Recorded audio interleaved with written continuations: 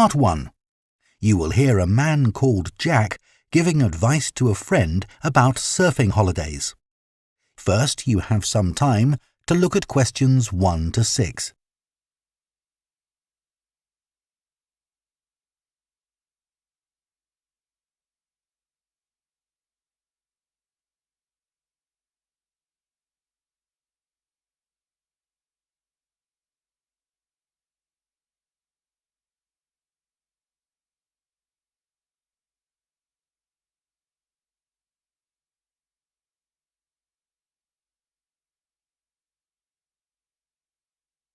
Now listen carefully and answer questions 1 to 6.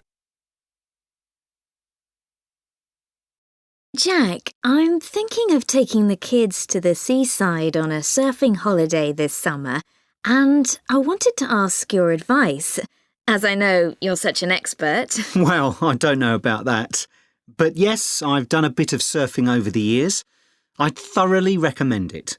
I think it's the kind of holiday all the family can enjoy together.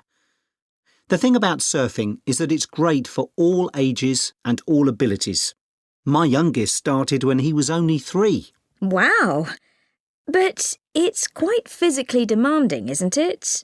I've heard you need to be pretty fit. Yes, you'll certainly learn more quickly and won't tire as easily.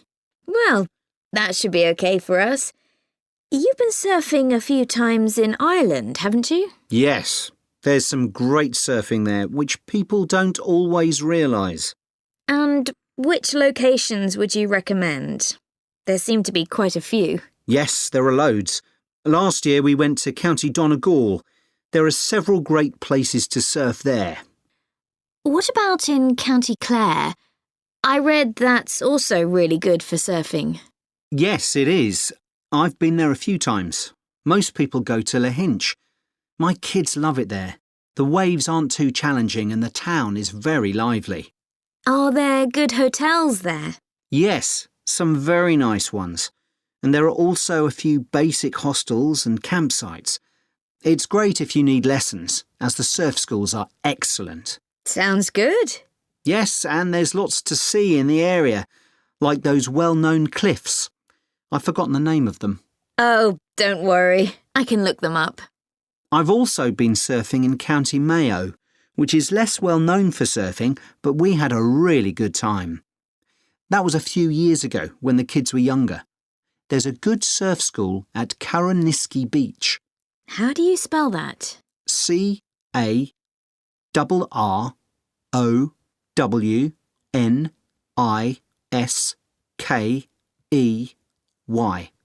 OK. I put the kids into the surf camp they run during the summer for 10 to 16-year-olds. Oh, right. How long was that for? 3 hours every day for a week. It was perfect. They were so tired out after that. I can imagine. One thing we did while the kids were surfing was to rent some kayaks to have a look around the bay, which is nearby. It's really beautiful. Oh, I'd love to do that. Before you hear the rest of the conversation, you have some time to look at questions 7 to 10.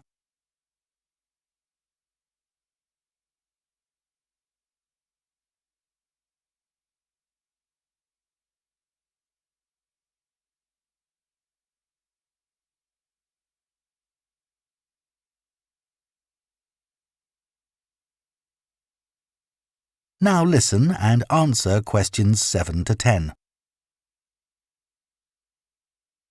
Now, the only time I went to Ireland, it rained practically every day. Yes, that can be a problem. But you can surf in the rain, you know. It doesn't have the same appeal somehow. Well, the weather's been fine the last couple of years when I've been there. But actually, it tends to rain more in August than in the spring or autumn. September's my favourite month because the water is warmer then. The only problem is that the kids are back to school then. I know. But one good thing about Irish summers is that it doesn't get too hot. The average temperature is about 19 degrees, and it usually doesn't go above 25 degrees.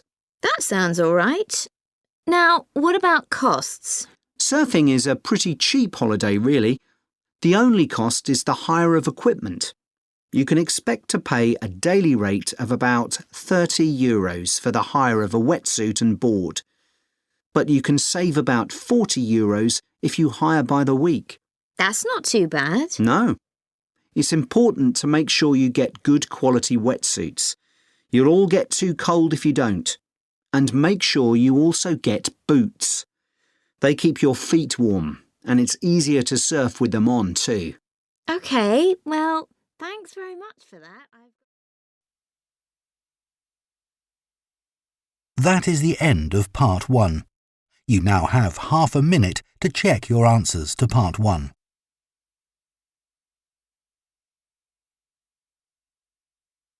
Part 2.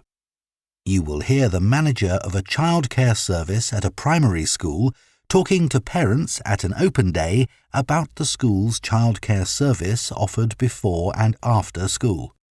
First, you have some time to look at questions 11 to 15.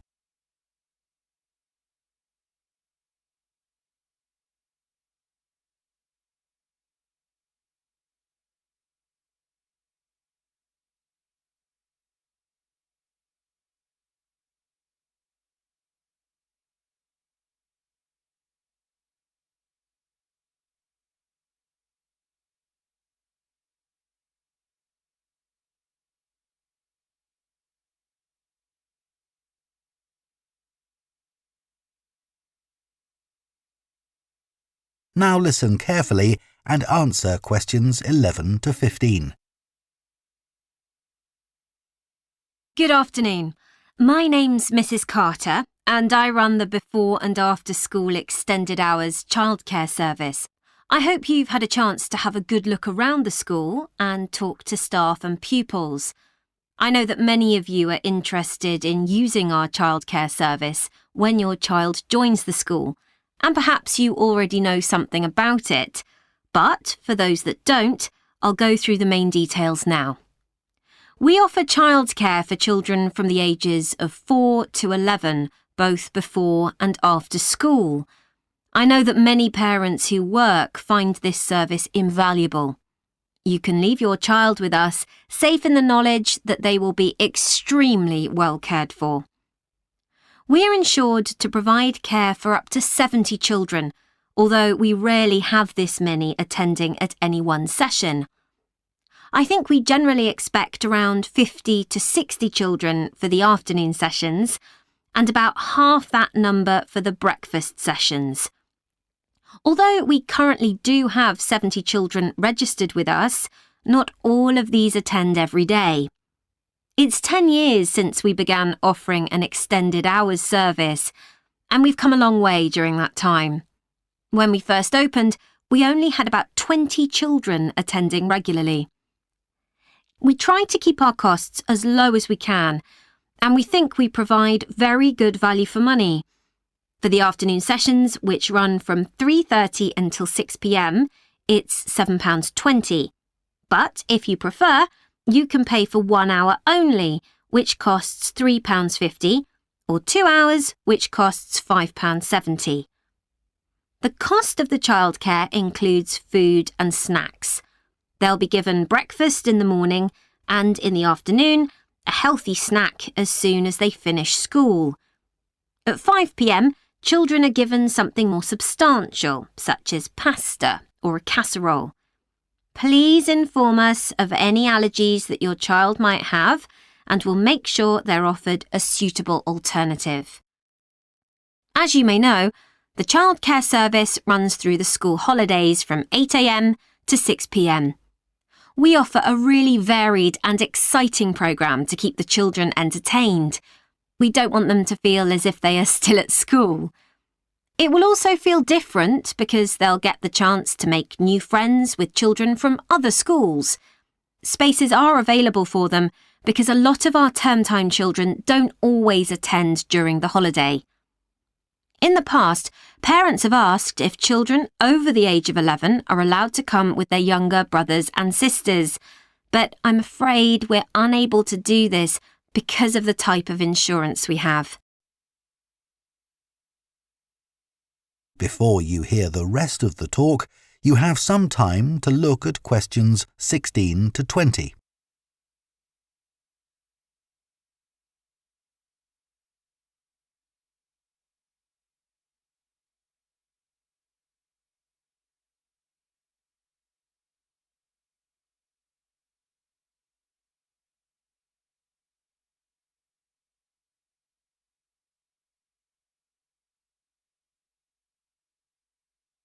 Now listen and answer questions 16 to 20.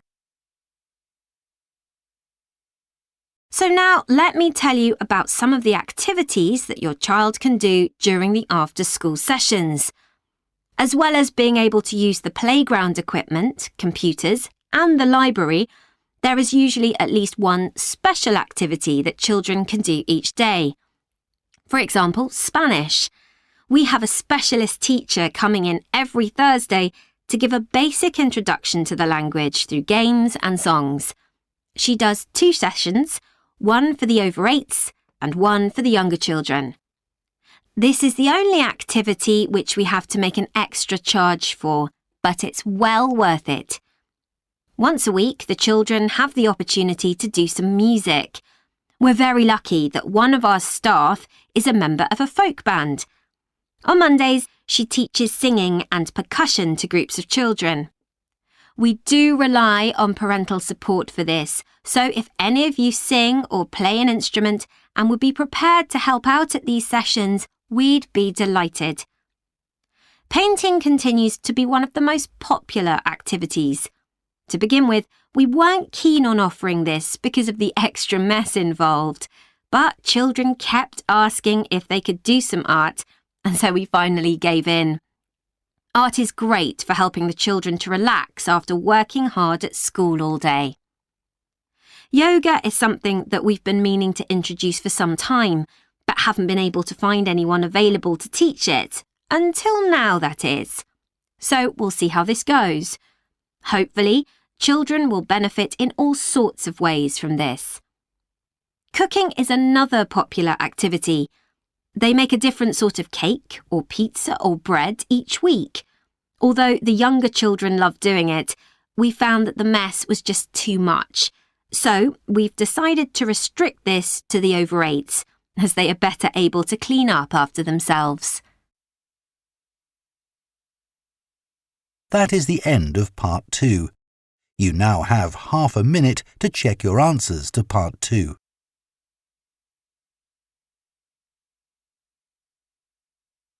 Part 3.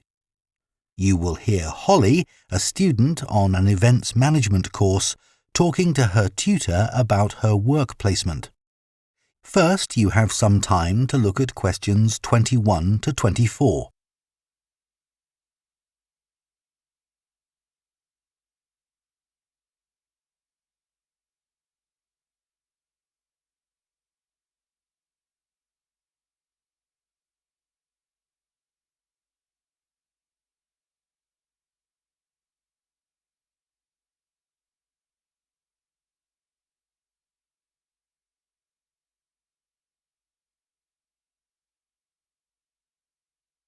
Now listen carefully and answer questions 21 to 24. Hello, Dr. Green. I'm here to talk to you about my work placement. Oh, yes, it's Holly, isn't it? Yes, So, which work placement have you chosen? I decided to go for the Orion Stadium placement. The event I'll be managing is one where I'm helping to set up a sports competition for primary school children. Yep, that's always a popular placement, even though it can be tougher than you think, working with children. I know, but it's the fresh air that attracts me. Organising something indoors doesn't have the same appeal, even though it might be fun. OK, so obviously safety is going to be one of your key concerns for this event? Yes, I've already thought about that. I'll need to make sure none of the equipment's damaged. Ah, well, you'll be working with schools, so the equipment will be their responsibility. However, the grounds and what goes on there will be yours. Oh, I see. That'll include keeping everyone within the boundary once they're in their kit and on the field? Exactly. You'll need to inspect areas like changing rooms as well, for anything someone can trip over, but your main priority will be not to lose anyone. Right. I'll need staff to help with that. And don't forget about the spectators. I was thinking that many of them will be parents who could help run the event. I wouldn't rely on that. They'll be more interested in filming their children than volunteering. I'll need to make sure they don't interfere with events doing that. And that's not always easy, especially when a proud parent's trying to get a snap of their child and you want them to move elsewhere. OK. What about the scheduling? With sporting events, there are all sorts of things that can alter the timetable, like rain, for instance, though so far we've always been lucky with that. Yeah, and I was thinking about what to do if someone got hurt as well. I know that last year that caused a terrible delay. You have to be prepared for such things. Oh, what if a match ends in a draw? Do you let the teams keep going until someone wins? That'll be up to you. And again, you need to plan for it. Right. Before you hear the rest of the discussion, you have some time to look at questions 25 to 30.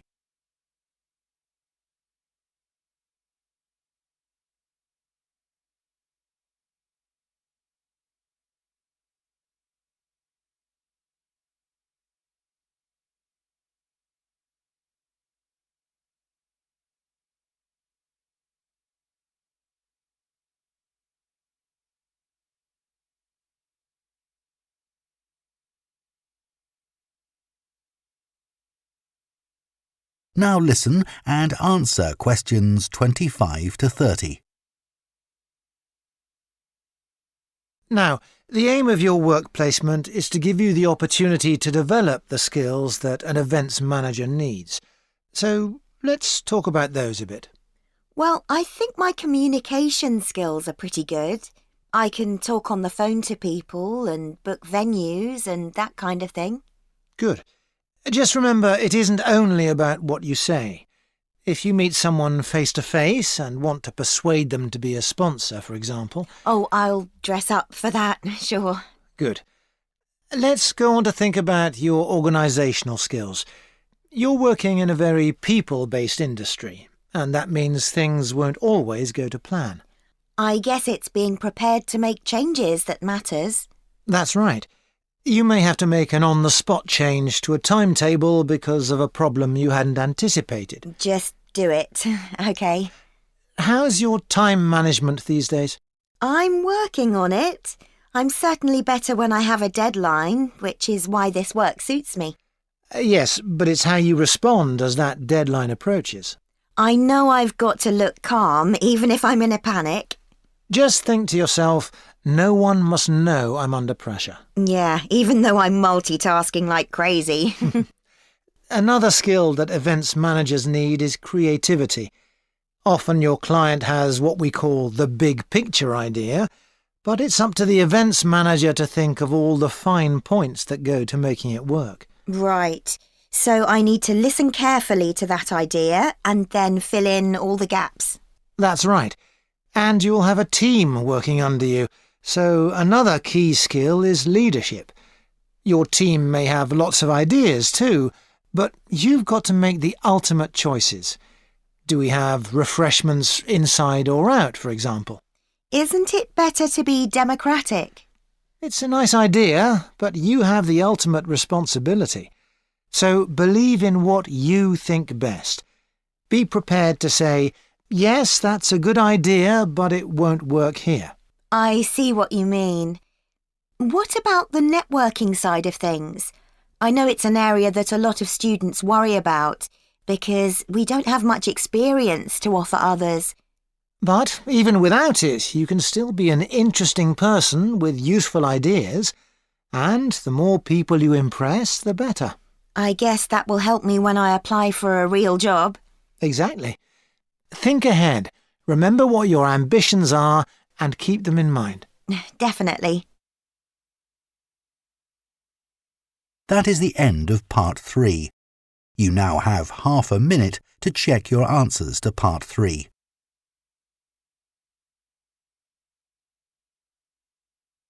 Part 4.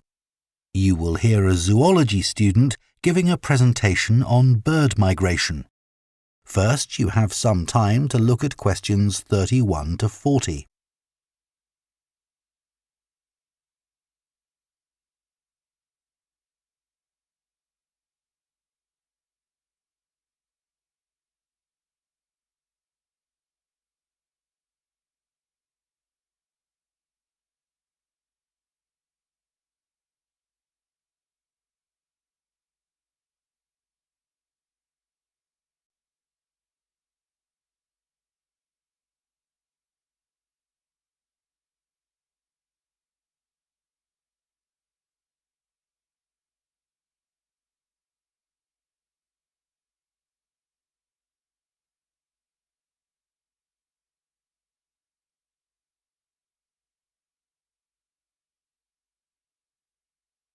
Now listen carefully and answer questions 31 to 40. Scientists believe that a majority of the Earth's bird population migrate in some fashion or other. Some travel seasonally for relatively short distances, such as birds that move from their winter habitats in lowlands to mountaintops for the summers. Others, like the Arctic tern, travel more than 25,000 miles seasonally between the northern and southern poles. Bird migration has been studied over many centuries through a variety of observations. But until relatively recently, where birds went to in the winter was considered something of a mystery. The lack of modern science and technology led to many theories that we now recognise as error-filled and even somewhat amusing. Take hibernation theory, for example. 2,000 years ago, it was commonly believed that when birds left an area, they went underwater to hibernate in the seas and oceans. Another theory for the regular appearance and disappearance of birds was that they spent winter hidden in mud till the weather changed and food became abundant again. The theory that some birds hibernate persisted until experiments were done on caged birds in the 1940s, which demonstrated that birds have no hibernation instinct. One of the earliest naturalists and philosophers from ancient Greece was Aristotle, who was the first writer to discuss the disappearance and reappearance of some bird species at certain times of year. He developed the theory of transmutation, the seasonal change of one species into another by observing redstarts and robins. He observed that in the autumn, small birds called redstarts began to lose their feathers, which convinced Aristotle that they changed into robins for the winter and back into redstarts in the summer. These assumptions are understandable, given that this pair of species are similar in shape, but are a classic example of an incorrect interpretation based on correct observations. The most bizarre theory was put forward by an English amateur scientist, Charles Morton, in the 17th century. He wrote a surprisingly well-regarded paper, claiming that birds migrate to the moon and back every year. He came to this conclusion as the only logical explanation for the total disappearance of some species.